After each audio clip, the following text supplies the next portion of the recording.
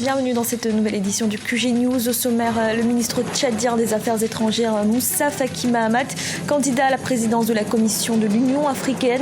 Il a officiellement lancé sa campagne ce samedi 22 octobre. La décision du Burundi et de l'Afrique du Sud de quitter la Cour pénale internationale va-t-elle faire des émules? C'est en tout cas ce que craint la CPI.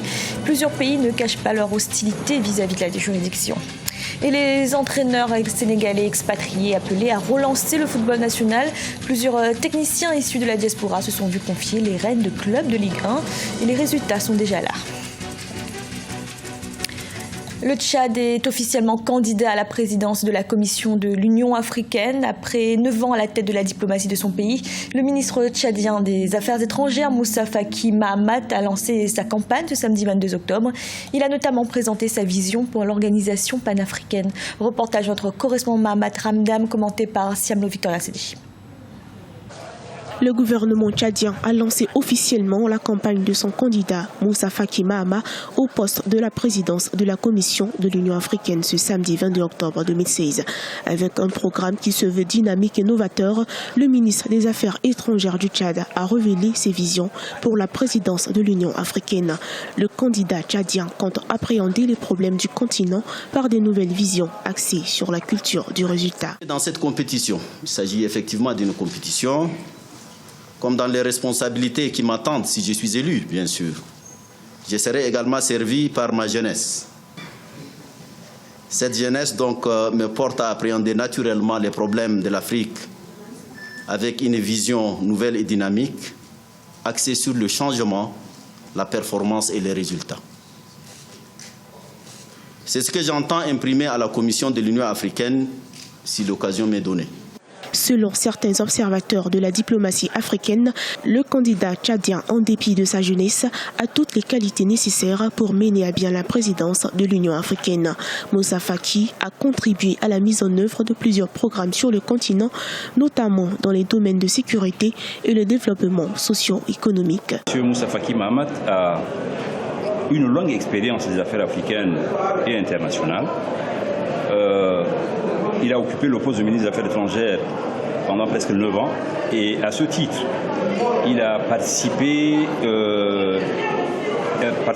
et, disons, contribué de très près et parfois efficacement à tous les grands dossiers qui préoccupent l'Afrique en ce moment, qu'il s'agisse du développement, qu'il s'agisse de la sécurité, des questions d'environnement et des questions de migration.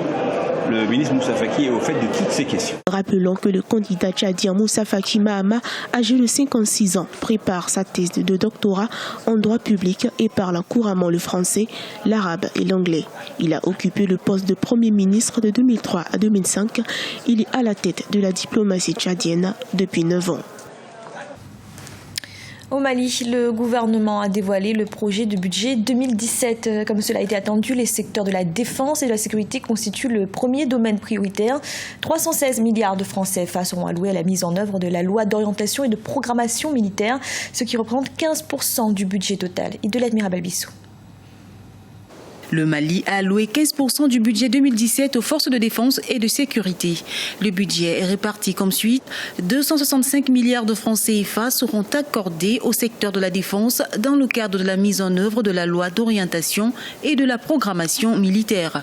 Le secteur de la sécurité, quant à lui, aura 51 milliards de francs CFA. À travers cette révision du budget des forces de sécurité et de défense, les autorités veulent renforcer la stratégie sécuritaire nationale et investir davantage dans les infrastructures. Dans la loi de programmation militaire, il y a d'abord le chapitre qui concerne la formation notamment des soldats. Il y a la mise en place d'un hôpital militaire de haut niveau. Il y a également la construction d'un cimetière, notamment pour les soldats maliens qui seront tombés au front. Donc c'est tout un ensemble de programmes. Cette loi de programmation militaire est financée sur le budget national du Mali. Donc en réalité, le Mali ne fait que prendre sa responsabilité. Parce que tout ce manque à gagner qui avait été promis par la communauté financière internationale aujourd'hui, c'est ce que nous essayons de combler en essayant notamment de le concrétiser par rapport au budget national.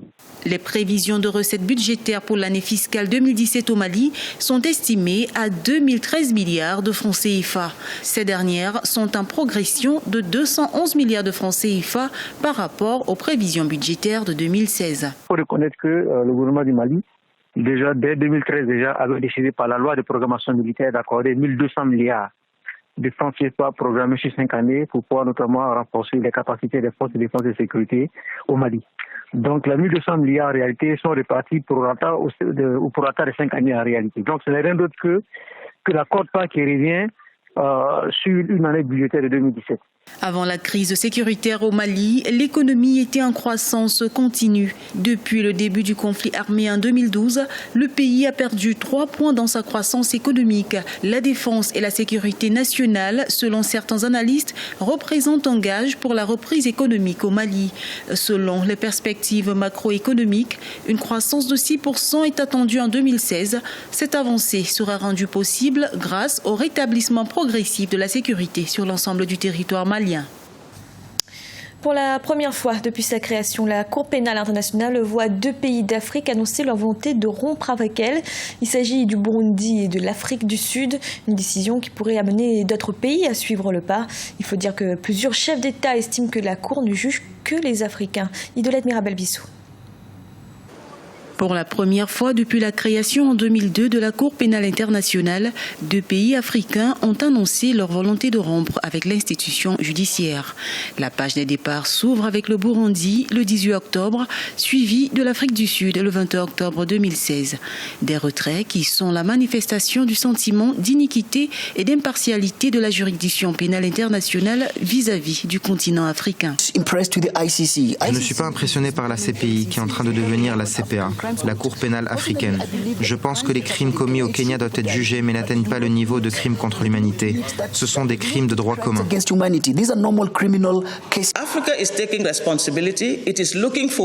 L'Afrique prend ses responsabilités et cherche à punir ses crimes. Elle se tourne vers une institution qu'elle a contribué à mettre sur pied et dont aujourd'hui 33 pays africains sont membres.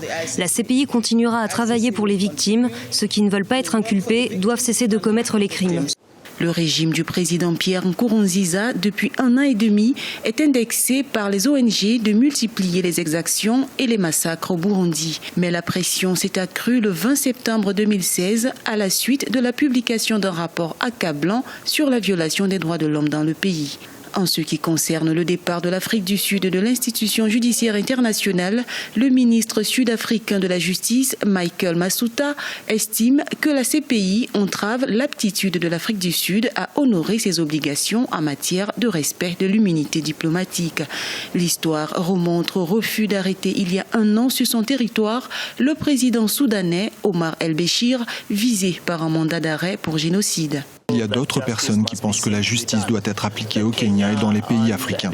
Pour évoluer, les questions d'impunité, de justice et de bonne gouvernance doivent constituer le socle du développement de l'Afrique. La proposition en faveur du retrait des pays africains de la Cour pénale internationale faite par le président kenyan Uhuru Kenyatta a été adoptée à la fin du sommet de l'Union africaine en janvier 2016. Cette proposition kenyane repose sur le sentiment que la Cour pénale internationale cible notamment les dirigeants africains. Même si les débats sur une cour pénale africaine prennent du sens, le début de solution serait certainement avec le procès de l'ex-président tchadien Hissène Habré et les chambres africaines extraordinaires. Au Cameroun, après le déraillement de train SCK qui a fait environ 80 victimes et plus de 600 blessés, les médecins lancent un appel au don de sang. Les besoins sont estimés à 20 000 poches de sang. Le professeur Tétani Ekoué, vice-président de l'Ordre national des médecins du Cameroun, appelle les Camerounais à faire preuve de solidarité et à se rendre dans les centres de santé de Yaoundé et de Douala. Sport à présent, la Confédération africaine de football a procédé ce lundi au Caire, en Égypte, au tirage au sort de la Coupe d'Afrique des Nations des moins de 17 ans qui aura lieu à Madagascar du 2 au 16 avril 2017. Le groupe A sera composé de Madagascar, de la Guinée, du Cameroun et du Ghana. Et dans le groupe B, on retrouve le Mali, le Congo, l'Angola et le Niger. Les demi-finalistes de la CAN seront qualifiés pour la Coupe du Monde de la catégorie qui aura lieu en octobre 2017 en Inde. Au Sénégal, les clubs de Ligue 1 cherchent à améliorer leur staff technique. Pour cela, ils sont plusieurs à faire appel à la diaspora, des techniciens expatriés appréciés pour leur formation. Et les résultats sont déjà là. Reportage de notre correspondant El Adjaï, commenté par Ibrahim Adjoumaba. Dans l'encadrement technique du football sénégalais, la tendance est de faire appel à la diaspora. Après les passages réussis de Youssoupha Dabo et du franco-algérien Djilal Baloul sur les bancs du Guédiawaye Football Club et de la Linguère de Saint-Louis, l'AS Douanes et Niary Tally auront aussi sur leur banc de touche des techniciens sénégalais formés à l'école occidentale.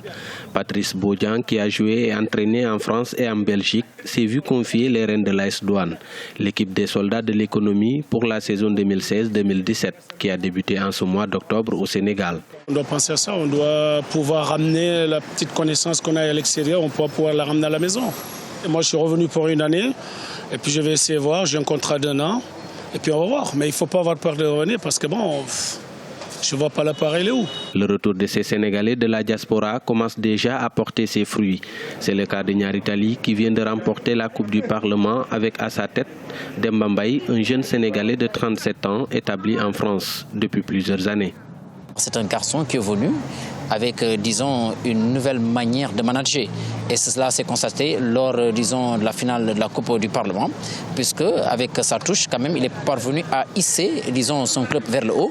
Donc, Niary Tally qui est parvenu finalement donc, à battre l'équipe de Yambar de Sali, qui très souvent dictait sa loi dans ce championnat. Donc, cela veut dire qu'il y a de la qualité. Au Sénégal et dans quelques pays africains, le retour des techniciens de la diaspora dans le football local se fait sentir. De plus, les locaux ont l'avantage de bien connaître les réalités du championnat de leur pays natal et les joueurs qui y évoluent.